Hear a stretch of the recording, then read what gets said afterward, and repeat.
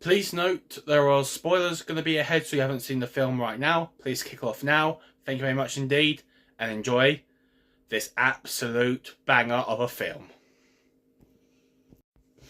What's going on, people? Welcome back to another episode of the Mars Scott Show. Right. I am in absolute disbelief. I have just gone and seen Sonic the Hedgehog 3. And let me tell you, this happens to be one of the best films I have seen this year by far. I have seen films which are undeniably fantastic and excellently done. But now, let me tell you this here and now. This film is going to be in my top 3 where it happens. I have seen Deadpool and Wolverine. I have seen Dune Part 2. It's on this level. And let me tell you here and now, the storyline of this film, the directors have smashed out the park. They've got pretty much most of it, everything right. Apart from a few things which I can understand perfectly because of a few simple things which was happening in the games. Literally, Sonic the Hedgehog 3 is an absolute banger of a film. Like, the start of the film to the end, I was glued to that screen. There is no bad parts. There are no literal disappointing moments. I am literally speechless. I was trying to tell you right now of how fantastic this film actually is. The cast is literally the original cast mostly, but someone new and smashed out the park. And I have to give props and congratulations to Jeff Fowler. Literally, he has done it again. Sonic 1, fantastic. Then we got to Sonic 2. People had skepticism about it. I didn't. Sonic 2, fantastic. Fantastically done. Sonic 3. Here's Sonic 2. And here's Sonic 3. Literally, once Shadow was announced on Sonic the Hedgehog 2, or once Shadow was announced on that post-credit scene for Sonic 2, we said to myself, right, are they going to do it? Are they going to show us what happened? And then the first trailer came out, and they fucking smashed it. Every trailer released was absolutely incredible. The music. This is where I'm going to have to go and lose my nut. But you put bloody Crush 40 Live and Learn for Sonic Adventures 2 literally in the film. How can... Oh my god, like... I am absolutely... Once I heard Live and Learn, I went absolute... I'll try not to go as much ballistic as I was going to. Because literally, I had kids and literally people like my age in this film. And like, once I saw it, they played Live and Learn. Oh my god, my childhood was going ballistic right now. You have no idea how amazing that is. But the storyline was fantastic. Now, the Maria storyline. I understand why the director had to cut a little bit of Maria's ending of her death because of, like, what happened. If you have not seen the film yet, you have a spoiler alert thing at the start. But if you haven't seen the games either, this is going to be a spoiler for you as well. This is what's apparently happened. Apparently... Gerald Botnick was trying to get Maria and Shell out, both of them out, because, like, of what happened. Because he was trying to use the weapon for his own personal use. But this is when what happened. Shadow was trying to get Maria out of the base. And here's something which never happened in the games. They were surrounded. Yes, they were. But here's the thing from the game's point of view. One of the gunmen had a gun at Maria's head. And then she died through there. Now that's from the game. Here's from the film's point of view. They were trying to get out of the base, literally. And also another thing, from the game's point of view, they were on the Ark, and Joe Robotnik was not with them. But in the film's point of view, they were in the base, they were trying to escape, and they nearly got out, but gunmen were the GUN people were literally targeting them. That's when the different thing happened. The guy, Commander Wallace, literally, he was trying to stop them. He was trying to stop them trying to fire on Maria and all that, and he knew what Gerald Robotnik done. But what happened is one of the gunmen, literally, fired on one of the explosive canisters which was carrying Shadow's speed energy, chaos energy, and that literally blew it up. And then unfortunately, when Shadow woke up, Maria got killed.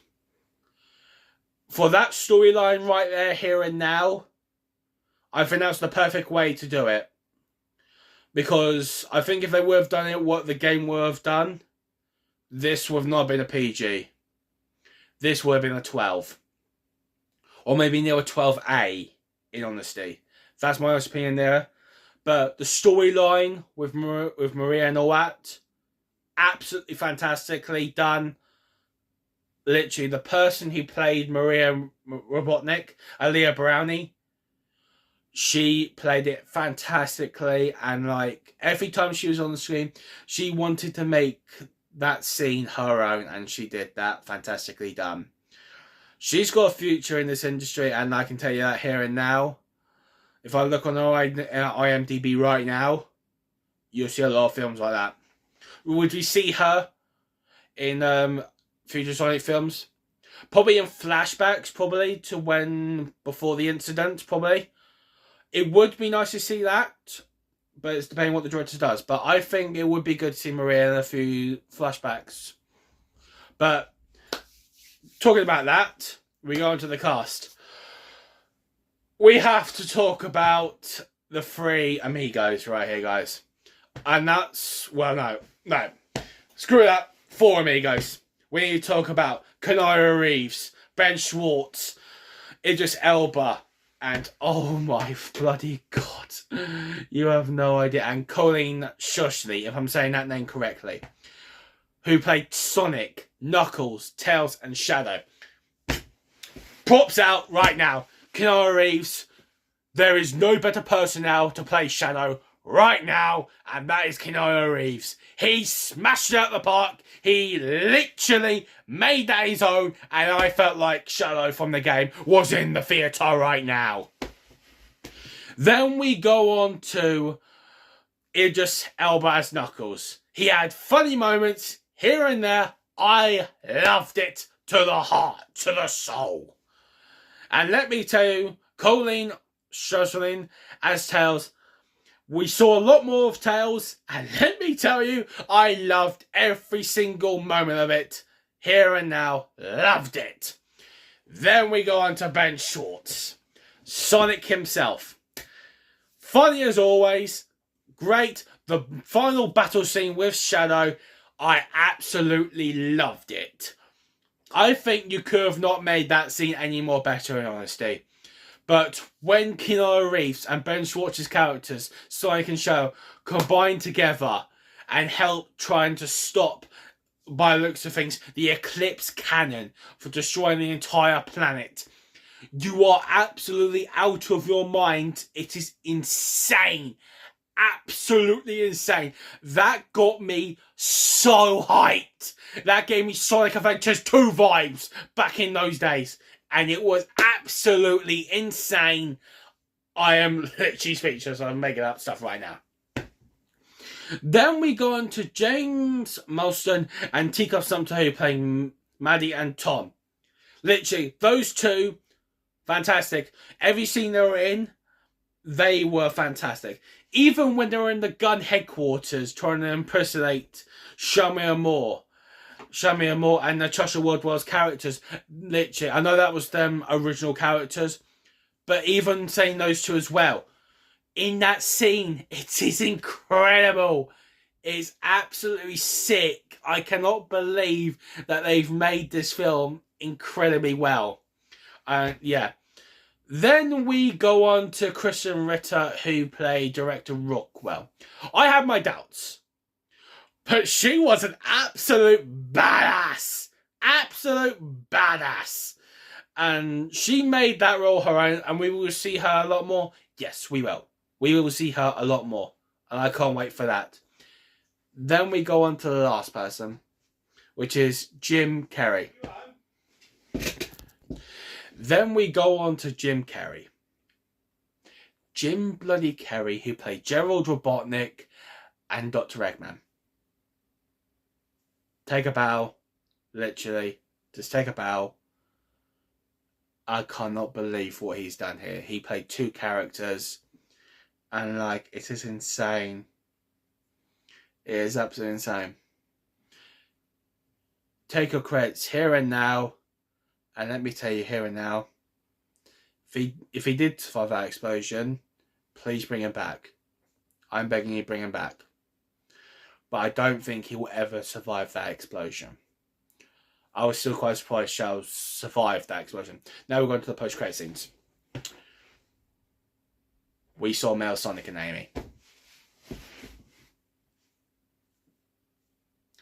That's all I'm going to say. Mel, Sonic and Amy. Mel, Sonic and Amy. Literally. Number 4, which has been announced already for 2027. Literally seeing Metal Sonic, which will probably be coming back. But seeing Amy. That's going to be interesting. How Ben Schwartz's character is going to be interesting of how he's going to act with that. And I can't wait for that.